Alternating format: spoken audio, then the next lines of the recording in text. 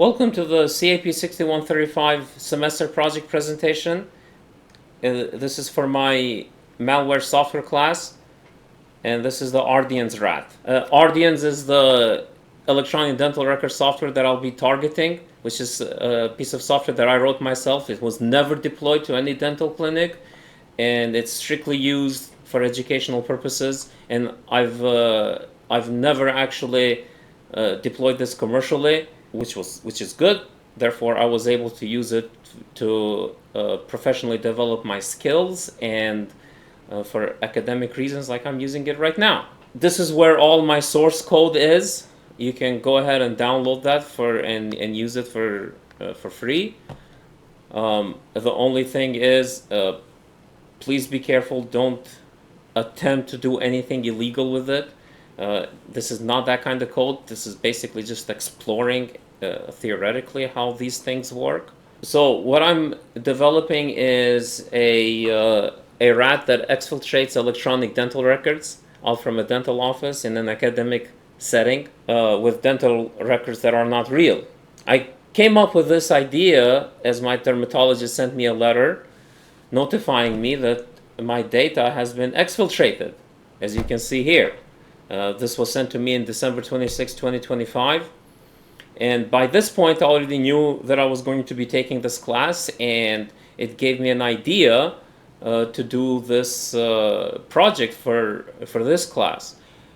And I quickly, as soon as the semester started, I quickly sent an email to my professor and asked if that was a good topic to do a project on, and he responded positively. And then the very first thing in January, what I did was I finished up the ARDIANS software. I originally started writing the software for my brother's dental clinic, and my intention was to deploy it.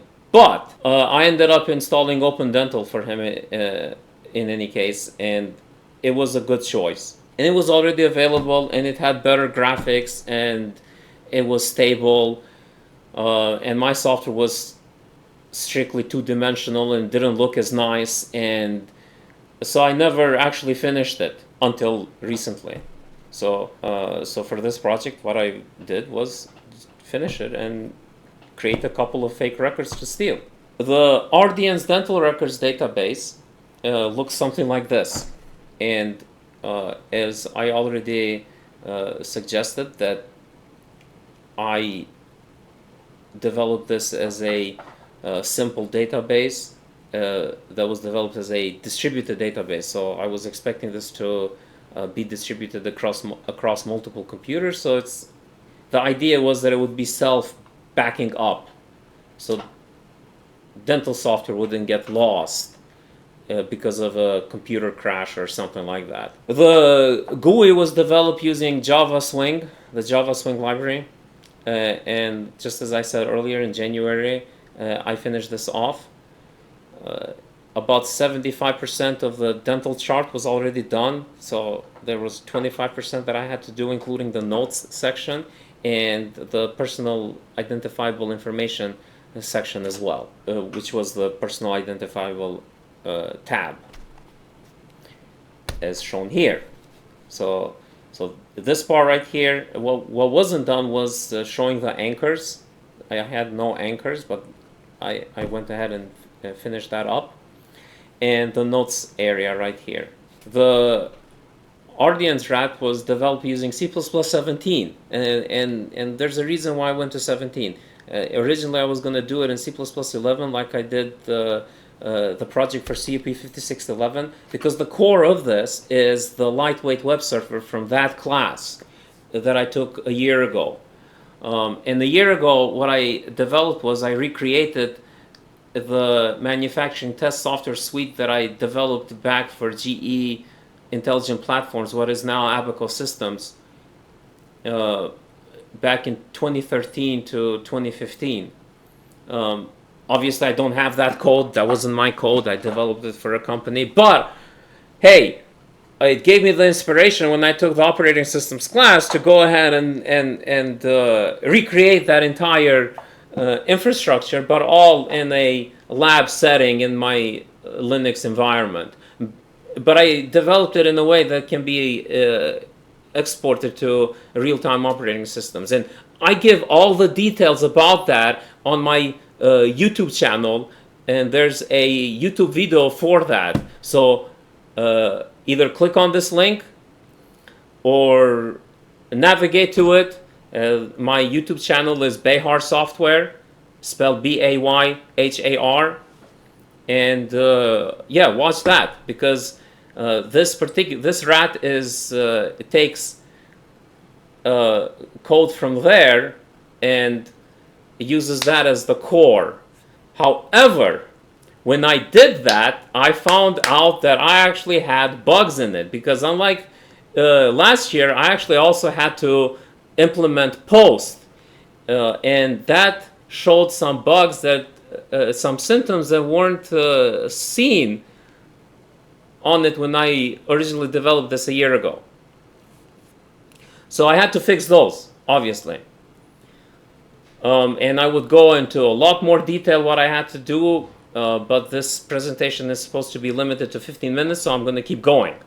But it's a good idea to watch my presentation from COP 5611, because this sort of kind of builds on that, but obviously this is like completely stripped down just to the bare server, and then I added the rat parts to it, which includes the way to list files, to traverse the file system, to upload files to the target, to download files from the target, and to execute whatever I upload to it. And one of the things that I would upload to it is a helper script to allow me to search the file system for what I want to steal. In my case, I would be searching for the ARDIANS dental records. And if that script didn't work, I would write a slightly different script and just name it the exact same thing and upload that, and then try and find it. But we're going to assume like my first script worked. But this allows me to run stuff on the target computer, without the person on that computer knowing that there's things running on it. Okay, live demo. So first things first, let's execute the totally not a rat. See, it's not a rat because it's very loud. And then you have to run through a couple of hoops to actually get it going.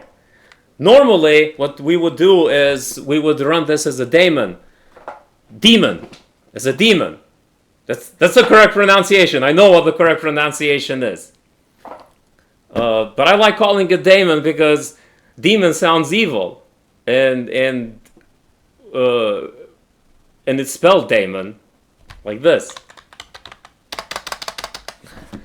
Anyway, the server is running now, so now I should be able to go ahead and run these. I'm going to clear out the old output here that I had running from my first runs.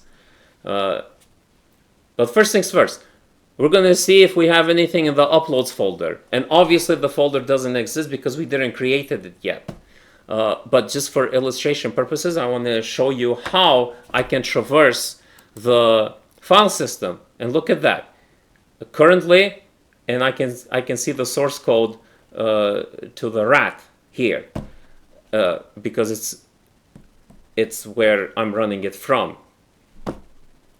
But let's say I want to go up another part of the directory. I sent ... and there we go. That's and if you notice, this is where I actually have my Git repository cloned. If we go up even further, this is the base directory for this class, for CAP 6135. And here, look, you can actually see the syllabus. Okay, let's go back to uploads. And yeah, directory not found. Now we're going to upload my helper script.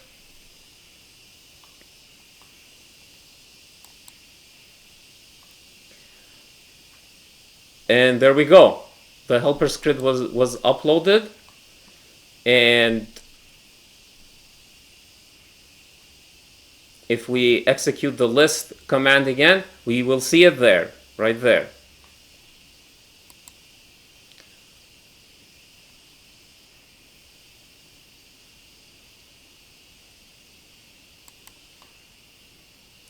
Now I'm going to execute the helper script, and while that's executing, I want to show what that is exactly. And it's just a shell script that finds the Ardians data by searching for Ardians and then copying it to the uploads directory. Very simple script. And if you notice, okay, it's in Unix format. So before I upload that, I had to change that to Unix format by doing DOS to Unix, like this. And yes, I do have that application in my Windows machine.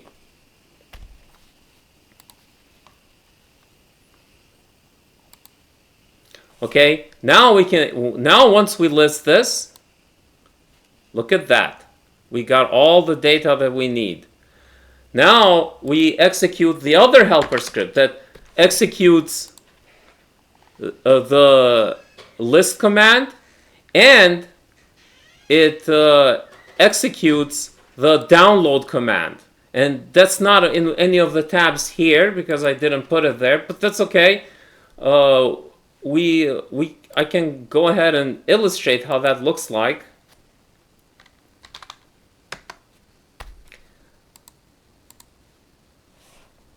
And we can execute that like this.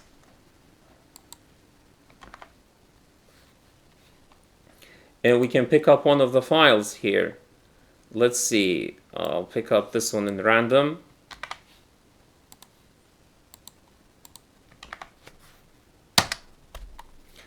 And look at that. It downloaded that. And if we look at it, it's an empty file.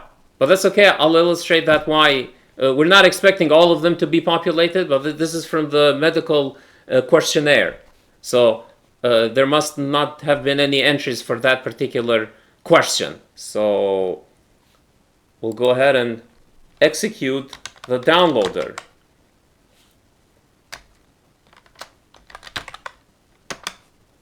And this will look through all the files that were returned by list, which is these right here. And there's 151 files, and it downloads them. While that's downloading, well, we need to talk about how would this script get theoretically pushed up. Well, it would get pushed up using different kind of techniques, and one way to do that is something that I learned in another class. Assignment number 6 from CNT 6519. My wireless security and communications class. And in that case,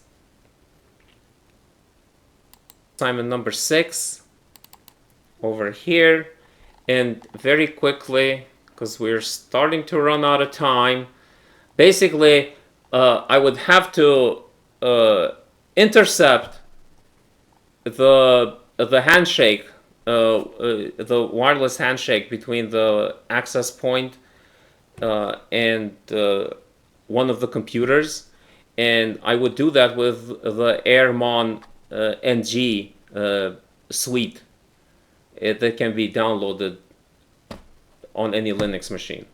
And my server runs the WPA2 PSK AES authentication, and it's a really good authentication. Most people use this because the number 3 one doesn't support all computers.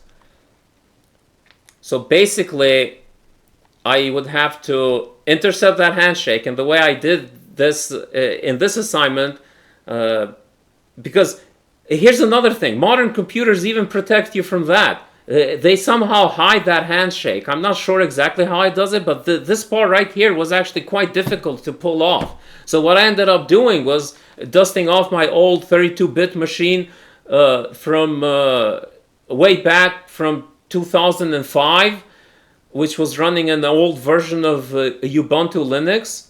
And once I fired that up and connected it to my wireless network, boom, I was able to capture that handshake. But then, even then is difficult. So in this case, for the assignment, what I did was I pretended like my password was in the dictionary, which it wasn't. That's not true. However, theoretically, it's possible to go through the pack file and decipher that via Wireshark once you have the handshake. But again, it's very time consuming and difficult. So there's multiple layers that you have to go through. And then on top of that, to actually get your rat inside, you have to do something like this, where you intercept the internet traffic and you make it look like that they're going to normal websites, but you can see what they're doing, and basically trick them somehow to download your rat to their machine. Now, in this case, what we did was we just used the MSF Venom, and we created a generic reverse shell.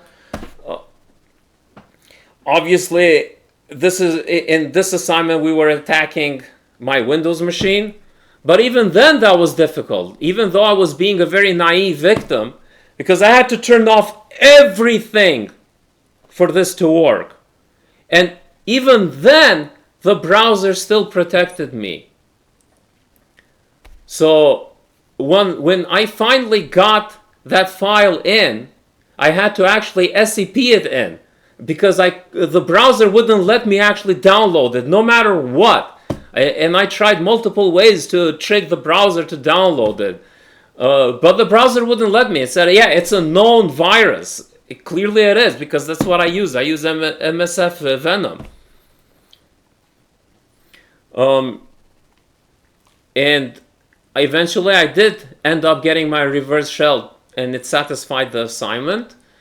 And I showed that I could theoretically break in. But what this really shows is actually really, really difficult to pull this off. Okay, back to this. Is this a remote access Trojan or more of a remote access tool? Well, the way it's written right now, it's more of a tool, because it's loud, as I just illustrated, and you have to go through to run it manually, and then once you're in it, the server still doesn't run. You still have to use the internal shell to actually run the server itself. And I did that on purpose, just to, not to break any laws by accident. But changing this to run automatically is not a big deal at all.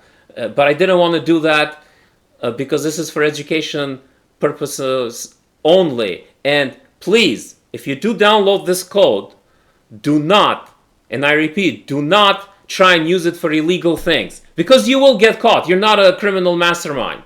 And the last thing is, let's check our progress here. And there, it's done. We got all the data in. And if we look at the downloads folder, and here is all the data. Okay, thank you for watching this video. It's been a pleasure explaining this stuff. This has been a very exciting class. Just like a lot of classes I took in my master's program here at the University of Central Florida.